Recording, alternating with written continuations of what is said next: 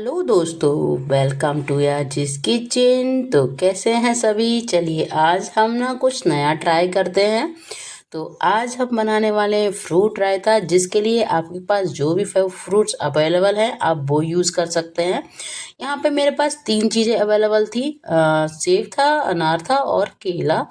ये रखे हुए थे, तो मैंने कहा चलो इनका आज रायता बनाया जाए।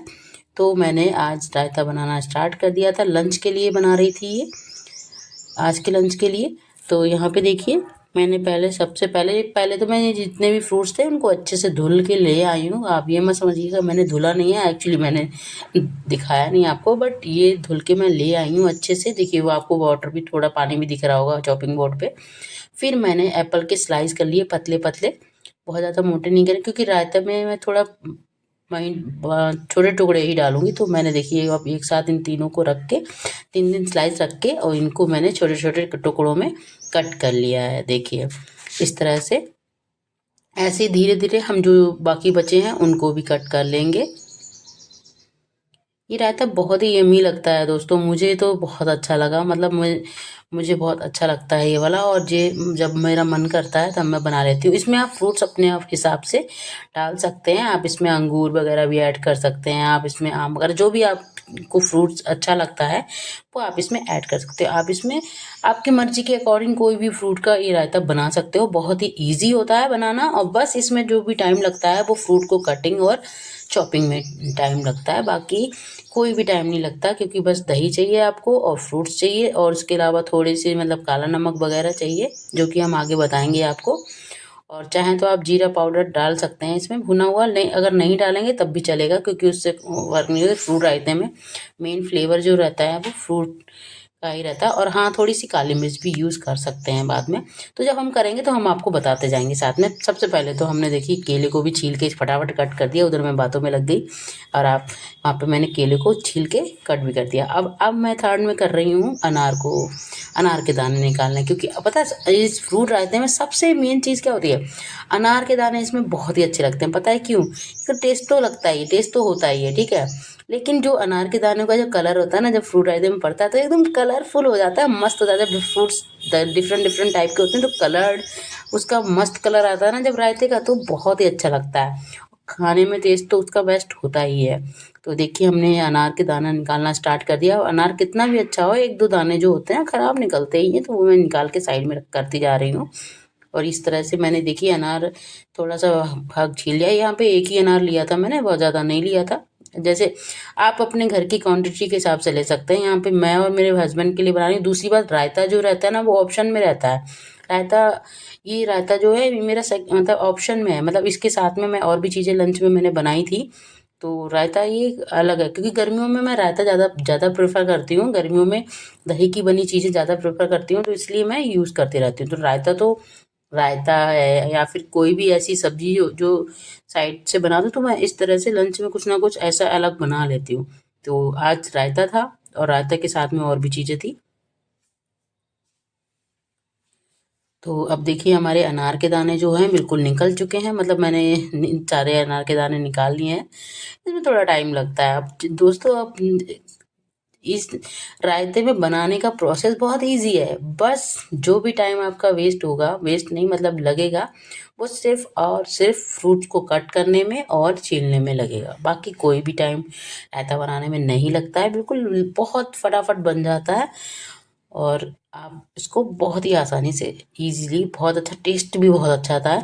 तो देखिए हमारे तीनों फ्रूट्स कट गए हैं। यहाँ पे मेरे पास 3 ही फ्रूट आज अवेलेबल थे।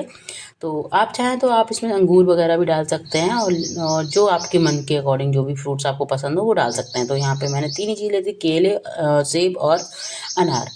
तो चलिए अब हम चलते हैं आगे की प्रोसेस की तरफ। तो ये सारी चीज़ तो हमारी कट हो गई हैं, अब इनको हम रखते हैं साइड में।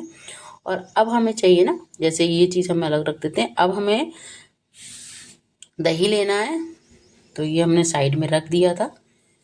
अब हमें लेना है दही। पहले तो सबसे पहले लेना है एक छोटा सा भगोना, जिसमें मुझे ये रायता बनाना है। तो मैंने छोटा सा भगोना लिया। मेरे पास छोटे छोटे भगोने बहुत मतलब हैं, जो कि मैं यूज़ करती हूँ, क्योंकि हम 2 लोग रहते हैं तो मेरे पास छोटे छोटे बर्तन ही हैं। बहुत ज़्यादा बड़े बड़े भगोने नहीं है मेरे पास। तो अब हम इसमें डालेंगे दही, और देखिए ये दही मैंने जमाई थी शाम को, कितनी मस्त एकदम गाढ़ी गाढ़ी दही जमी है। और इसमें ना फ्रेश दही ली है, बहुत ज़्यादा खट्टी दही आप इस्तेमाल ना करें, बहुत ज़्यादा खट्टी नहीं है ये, क्योंकि मैंने शाम को जमाई थी तो सुबह मैं इसका यूज़ रायता बना के मैंने रख दिया था फ्रिज में, फिर लंच में हम खाएंगे। तो देखिए अब इस दही को ना थोड़ा सा फेंट लीजिए। फेंटने से क्या होगा, मैंने चम्मच से ही फेंट दिया था, आप चाहें तो किसी से भी फेंट सकते हैं।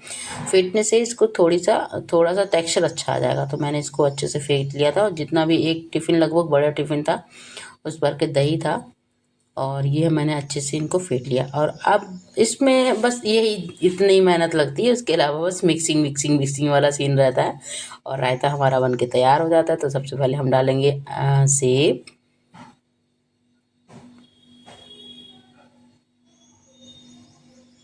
फिर डालेंगे हम इसमें केले।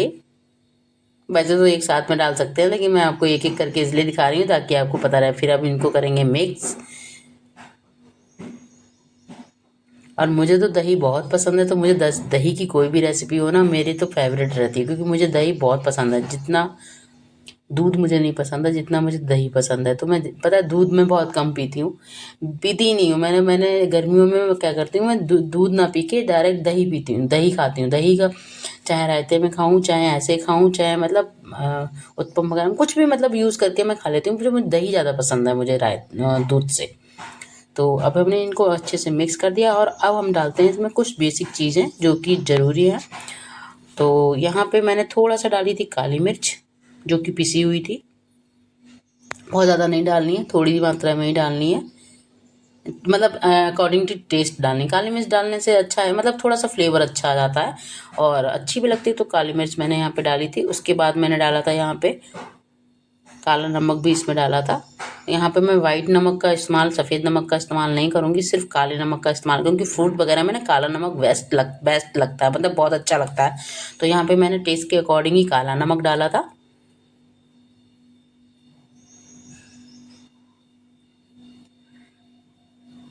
और इसमें और आप कुछ भी आप चाहें तो इसमें पुदीने की पत्तियां ऐड कर सकते हैं। आज मेरे पास फ्रेश पुदीना था नहीं, तो फिर मैंने इसमें यहाँ पे यूज़ नहीं किया। आप चाहें तो कर सकते हैं, क्योंकि सिर्फ मिंटी फ्लेवर आता है। बाकी इसमें और किसी चीज़ की ज़रूरत नहीं है, बस इतनी चीज़ें ही काफ़ी है। आप चाहें तो पुदीना ऐड कर सकते हैं। और अब इसमें मैं डालूंगी अनार के दाने। थोड़े से अनार के दाने मैंने छोड़ दिए थे, क्योंकि मैं ऊपर से गार्निश करूँगी, क्योंकि रहता ना ऐसे, देखिए बिल्कुल अनार के दाने मिक्स हो गए, नहीं दिख रहे हैं। जब हम ऊपर से डालेंगे, जब गार्निश करके डालेंगे तो वो अच्छे से दिखेंगे। और देखिए ये तो हमारा मिक्सर मतलब रायता बन के तैयार। अब हम इसको ऊपर से गार्निश कर देंगे, और देखिए हमारा जो फ्रूट रायता है बिल्कुल बन के तैयार है। ये खाने में भी बहुत टेस्टी लगता है, तो आप इस तरह से ट्राई कर सकते हैं। और दोस्तों, आपको मेरी रेसिपीज़ कैसी लगती हैं आप मुझे कमेंट में बताएं। दोस्तों, आप लोग मेरी वीडियोज़ को देखते हैं, लाइक शेयर नहीं करते, प्लीज़ आप लोग किया करें। और ऐसी ही रेसिपी, इजी और आसान रेसिपी पाने के लिए आप मेरे चैनल को सब्सक्राइब करें, तभी आपको हल्की इजी और अच्छी रेसिपीज मिलती रहेंगी। तो देखिए हमारा रायता रेडी है, और अब मैं जा रही हूँ इसको फ्रिज में रखने। फ्रिज में रख दूँगी, देन हम लंच में इसको खाएंगे। थैंक यू दोस्तों।